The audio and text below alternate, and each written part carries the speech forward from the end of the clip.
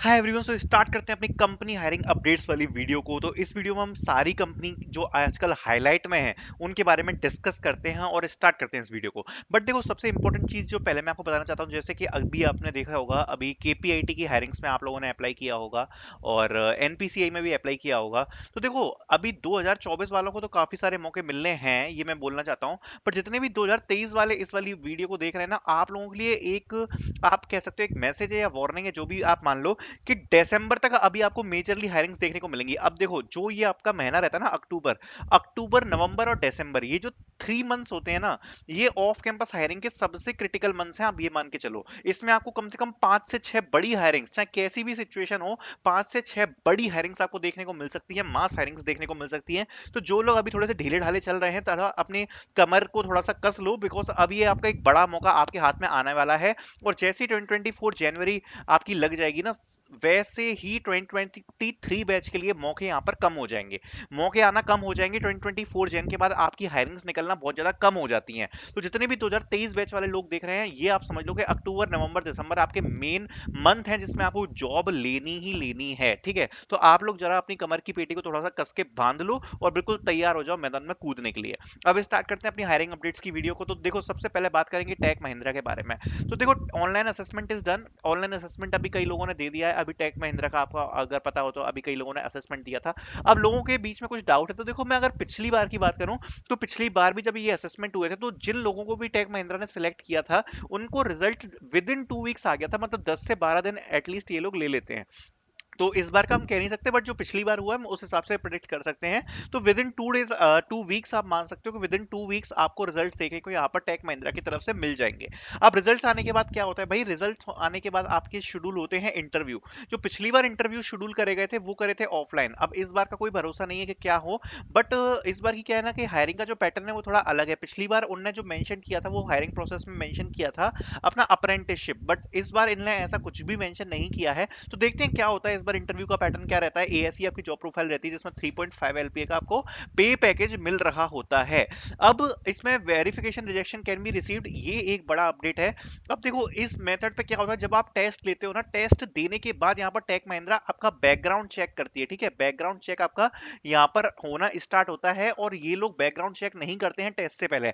तो कई लोग कहेंगे कि भाई हमको तो पहले ही रिजेक्शन मेल आ गया, अभी तो रिजल्ट्स डिक्लेयर भी नहीं हुए हैं। तो देखो, बहुत लोगों को रिजेक्शन मेल रिसीव हो सकता है। उसका रीजन है यहाँ पर बैकग्राउंड चेक। अगर उनको कहीं भी थोड़ी भी ऐसी कमी लगती है, या हो सकता है कभी कभार ये लोग क्या ना बहाने भी ढूंढते हैं कि आपका थोड़ा सा, अगर सपोज आपकी आईडी में थोड़ी सी ब्लर है, आपकी आईडी या फोटो में थोड़ा सा कुछ ऐसा वैसा तो कुछ दिख रहा है, या कहीं पर कोई डेट ऑफ बर्थ ढंग से लिखी, तो ये लोग बहाने भी ढूंढते हैं आपकी एप्लीकेशन में। और काफी लोगों को ये बैकग्राउंड चेक में रिजेक्शन का मेल भेज देते हैं। तो ये एक इंपॉर्टेंट खबर है, ये मैं आपको इसलिए बताना चाहता हूँ कि कई लोग इसके लिए रेडी हो जाओ पहले से माइंडसेट पर आके, कि अगर आपको वेरिफिकेशन में रिजेक्शन आता है तो वो भी आपको रिसीव हो सकता है। बाकी जो रिजल्ट्स डिक्लेयर है वो विद इन 2 वीक्स का अपन का अनुमान है कि उसमें आ जाएंगे।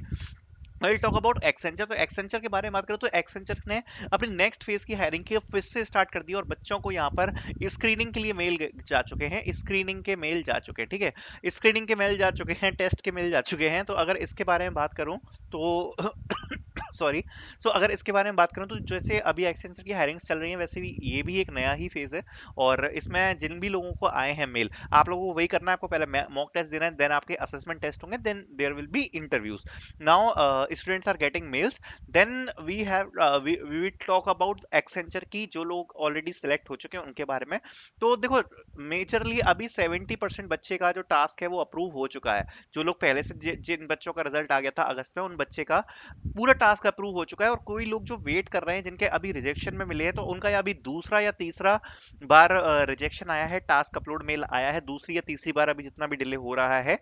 तो उसमें भी आप लोगों को टेंशन नहीं ले रहा है अभी, जब तक 100% बच्चों का नहीं हो जाएगा, जो अगस्त वाले बैच के थे ना, जिनके 5 अगस्त तक के मेल्स वगैरह आए थे, तो जब तक आपका 100% बच्चों का नहीं हो जाएगा टास्क अपलोड वाला मेल, तब तक ऑनबोर्डिंग के अपडेट्स आपको देखने को यहाँ पर उम्मीद कम है कि बच्चों को ऑनबोर्डिंग अपडेट्स देखने को मिलेंगे। ठीक है, तो जिनको भी रिजेक्शन आ रहे हैं वो लोग अपना टास्क अपलोड कर दो एक बार, और सारा एक बार उनकी टीम से क्लियर कर लो, क्योंकि काफी बच्चों को बहुत सारे कंफ्यूजन हो रहे हैं। And task approvals are done for the previous batch. ठीक है, तो ये कुछ इंपॉर्टेंट अपडेट्स हैं एक्सेंचर की तरफ से। Now will talk about another update from Zoho. तो देखो जोहो ने एग्जाम शेड्यूल किया है यहाँ पर 21 अक्टूबर के लिए, काफी बच्चों को यहाँ पर एग्जाम शेड्यूल करा हुआ है। अब now will talk about it. So देखो जोहो ने जिन बच्चों का एग्जाम शेड्यूल किया हुआ है वो लोग कंफ्यूजन में है कि उनको एक मेल आया, उसमें लिखा हुआ है इंटरव्यू, ठीक है। तो वो लोग कंफ्यूज में है कि इसमें कोई ऑनलाइन असेसमेंट होगा या फिर सीधे इंटरव्यू आपको होने वाला है। तो देखो ये चीज मैं आपको क्लियर कर देता हूँ कि जोहो की तरफ से जो इंटरव्यू ऐसे लिखा हुआ है मेल में, वो इंटरव्यू नहीं है बेसिकली। वो उसमें इंटरव्यू कहने का मतलब है पूरी इंटरव्यू प्रोसेस, ठीक है। आपको पूरी इंटरव्यू प्रोसेस देखने को मिलेगी।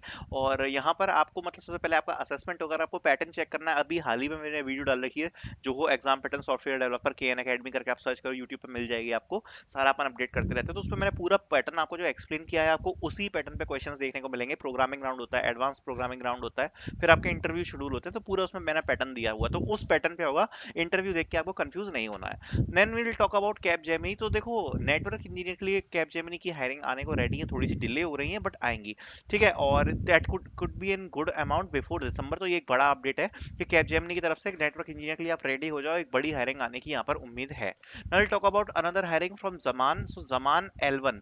सो जमान एल1 असेसमेंट बेसिकली स्टार्ट हो चुके हैं। तो जमान group sending mails to students. तो देखो जमान में जिन लोगों ने एल1 में अप्लाई किया था ना, बहुत पहले जिन बच्चों ने अप्लाई किया था, अभी मतलब आप समझ सकते हो लगभग 4-5 महीने हो गए होंगे इस बात को। जिन लोगों ने अप्लाई किया था उनके अभी असेसमेंट्स भेज रही है जमान ग्रुप, और उन बच्चों के अभी मेल चल रहे हैं। अगर उसका भी आपको पैटर्न वगैरह चेक करना है तो चैनल पे अवेलेबल है, आप जाके चेक कर सकते हैं। Then will talk about IBM। So some hirings can come in future and application are open for entry level position. तो अभी IBM पे बस यही अपडेट है। नाउ एक दो कंपनीज के बारे में मेरे को थोड़ा सा और बात करना है, तो उसके बारे में हम डिस्कस कर लेते हैं। तो सबसे पहले KPIT और NPCI के बारे में मेरे को कुछ चीजें डिस्कस करनी थी। तो KPIT और NPCI के बारे में कुछ बच्चों के डाउट्स है कि कैसे क्या रहने वाला है। तो देखो केपीआईटी और एनपीसीआई दोनों की अगर हायरिंग की बात करूं, तो जो केपीआईटी वाली हायरिंग थी वो थी आपकी रेफरल हायरिंग। बट वो रेफरल हायरिंग रही नहीं। जैसे ही एक बंदे ने शेयर करा उसको लिंक्डइन पे, उसके बाद सारे यूट्यूबर्स की नज़र में वो आ गया। और उसके बाद वो इतना हो गया कि 18 तारीख तक उसको ओपन रहना था, बट उनको उसी दिन क्लोज करना पड़ा, एक दिन के भीतर। मतलब आप समझ सकते हो कि लाख ऑफ एप्लीकेशन रिसीव हो गया केपीआईटी को। तो पहले जो ऐसा लग रहा था कि केपीआईटी की तरफ से हर किसी को मेल आ जाएगा, इस बार मुश्किल लग रहा है। क्योंकि मेरे हिसाब से अब वो क्या करेंगे, पहले वो रेफरल हायरिंग, क्योंकि अब रेफरल हायरिंग रही नहीं, सबने रेफरल ले लिया, तो अब वो एक नॉर्मल हायरिंग बन गई। तो अब पहले जो उम्मीद थी कि शॉर्ट लिस्टिंग नहीं होगी, बट अब ऐसा नहीं है। अब ऐसा उम्मीद करी जा रही है कि इसको भी एटीएस चेकर में डाला जाएगा और एटीएस से रेज्यूमे को शॉर्ट लिस्ट किया जाएगा, और रेज्यूमे शॉर्ट लिस्टिंग के बाद ही आपको मेल्स वगैरह यहाँ पर आने की उम्मीद है। Then will talk about NPCI. तो देखो एनपीसीआई हर साल वैसे एक बार हायर करती है, ठीक है। और ऐसे ही हायर करती है जैसे इस बार इन्हें जीईटी की फॉर्म निकाली है। तो उम्मीद तो है कि सब लोगों को टेस्ट लिंक आनी चाहिए, ठीक है, क्योंकि हर बार ऐसा हो रहा है। और अगर इस बार ऐसा नहीं होता है तो ये एक बड़ा डिसअपॉइंटमेंट होगा कि अगर ये लोग शॉर्टलिस्ट करते हैं। बिकॉज जब पिछली बार हायरिंग हुई थी एनपीसीआई की, तो मुझे याद है, क्योंकि मतलब एनपीसीआई का पूरे इंटरनेट पे कोई कंटेंट अवेलेबल नहीं था, केवल केएन अकेडमी हम लोगों ने ही डाला था।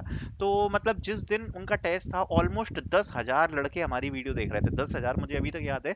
5-10 हज़ार व्यूज हमारे ओवरऑल जितनी भी के एनपीसीआई की वीडियोस थी उनके ऊपर चल रहे थे। तो आप सोच सकते हो ऑलमोस्ट कितने सारे लोगों को मेल आया होगा।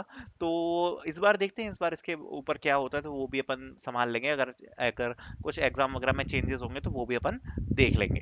तो अभी के तो अपडेट्स इतने ही हैं। आई थिंक सारे रिलेवेंट अपडेट्स मैंने कवर कर दिए होंगे। बाकी अगर आपको कुछ डाउट है तो डिस्कशन ग्रुप को ज्वाइन कर लो, उसमें काफ़ी अपन अच्छी अच्छी बातें करते हैं, तो उसको चेक ज्वाइन कर लेना, वहाँ पर आप क्लियर हो जाएंगे। So thank you so much for watching this video.